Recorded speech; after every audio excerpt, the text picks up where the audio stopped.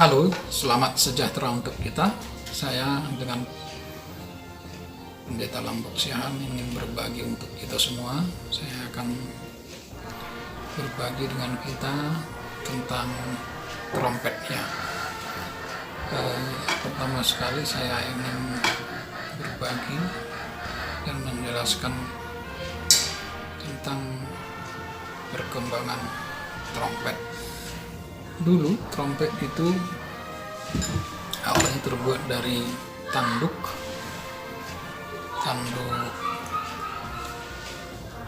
domba atau tanduk kerbau. Itu dikosongkan, dibusukkan dan dibuat lubang tiupnya seperti ini. Nah, dalam perjanjian lama itu disebut dengan sangkakala atau nafiri. Fungsinya bermacam-macam, tapi untuk bangsa Israel itu dipakai untuk memberikan tanda atau sinyal untuk hal-hal tertentu, termasuk juga untuk berperang. Nah, untuk berperang itu berfungsi untuk mengumpulkan pasukan, mengumpulkan kekuatan. Dan sementara di pihak lawan, trompet itu berfungsi untuk melemahkan lawan, melemahkan dan menghilangkan kekuatannya. Jadi kekuatan lawan bisa hilang hanya dengan suara trompet ini. Jadi kita ingat ketika penaklukan kota Jericho, Tuhanlah yang menaklukkan, tapi bangsa Israel itu berkeliling mengelilingi kota itu dengan membunyikan trompet. Nah, kira-kira seperti ini suaranya.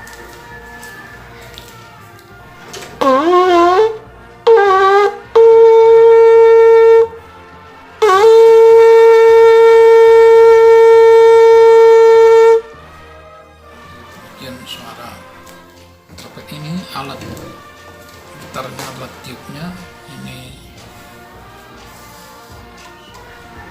jadi tabung resonansinya. Jadi suara itu diperkuat di dalam tabung resonansi. Nah, dalam perkembangannya trompet itu dibuat dengan menggunakan logam seperti ini, tapi tanpa piston atau valve. Tanpa piston, trompet yang dulu itu dari mouthpiece ke tabung resonansi langsung ke corong. Jadi jika tanpa tabung resonansi, tanpa piston, hanya dengan tabung resonansi ini, suaranya lompatannya seperti ini.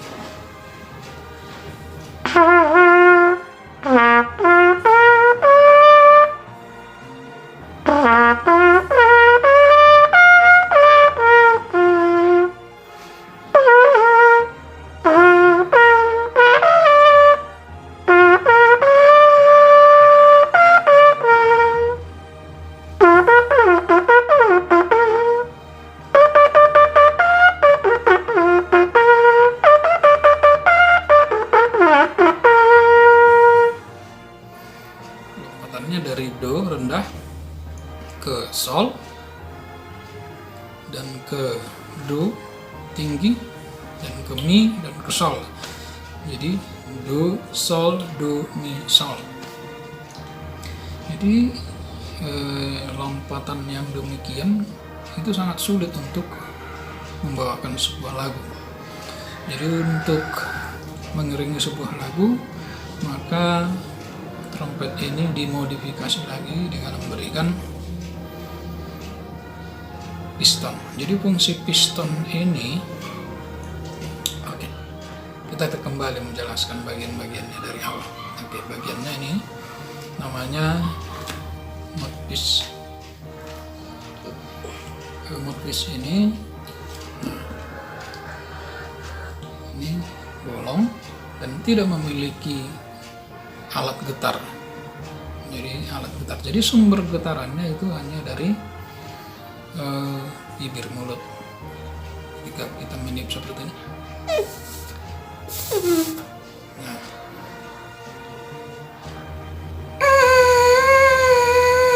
nah, sumber getarannya itu dari bibir, dari mulut, nah diteruskan ke mouthpiece.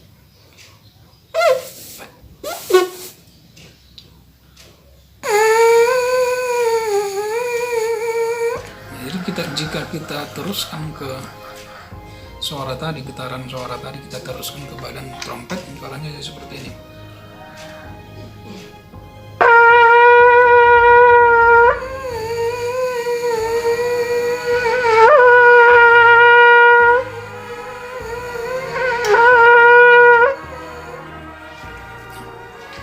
Jadi suara itu dikelola di dalam badan trompet yang terdiri dari tabung resonansi. Yang kedua ini namanya tabung resonansi. Ada yang panjang, nah ini yang panjang, ada yang setengahnya, dan ada yang pendek. Nah, suara yang bersumber dari sumber getaran tadi, mouthpiece, diteruskan ke badan dan akan dikelola apakah melalui tabung resonansi yang panjang atau yang pendek. Itu dikelola melalui alat yang namanya piston valve.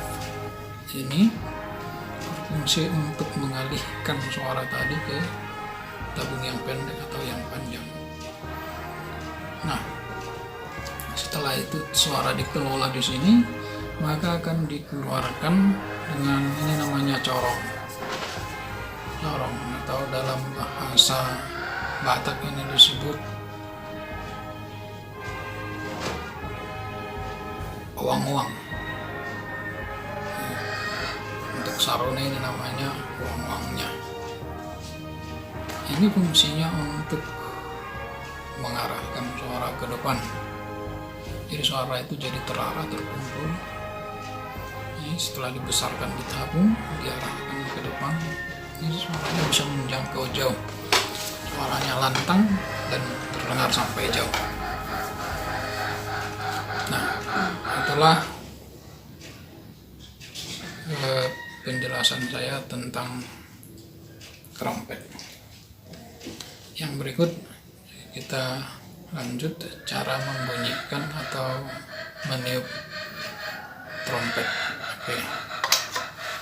Itu trompet dipegang seperti ini.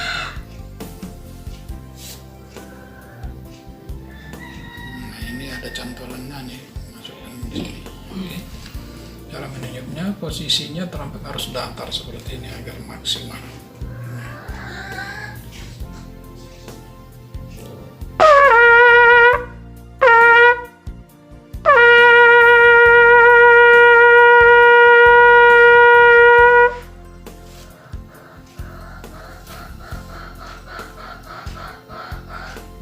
Yang berikut tentang perawatan trompet. Trompet itu terbuat dari logam.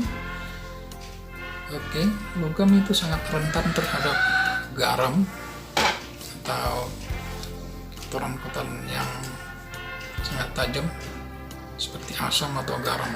Itu garam, jika tangan kita berkeringat, biasanya itu keringat itu mengandung garam. Jika kita memegang trompet, garam itu bisa melekat di badan trompet. Jadi solusinya kita harus sering membersihkan dengan diseka atau dilap, dan lap yang sedikit basah. Dilap. Yang kedua, perawatannya adalah memberikan minyak. Ini jika kita buka, di dalamnya ada piston. Ini piston dan di dalamnya ada per.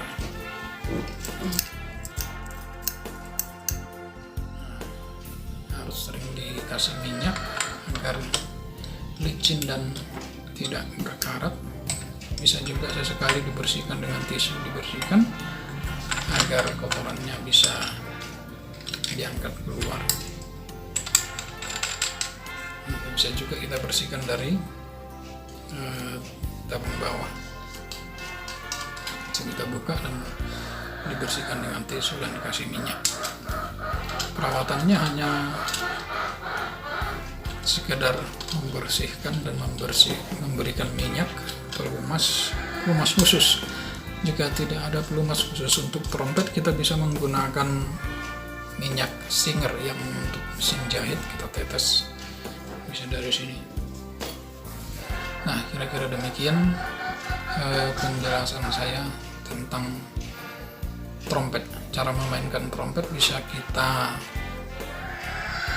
ikuti lagi, kita akan buat di video yang selanjutnya. Salam sejahtera, Horas.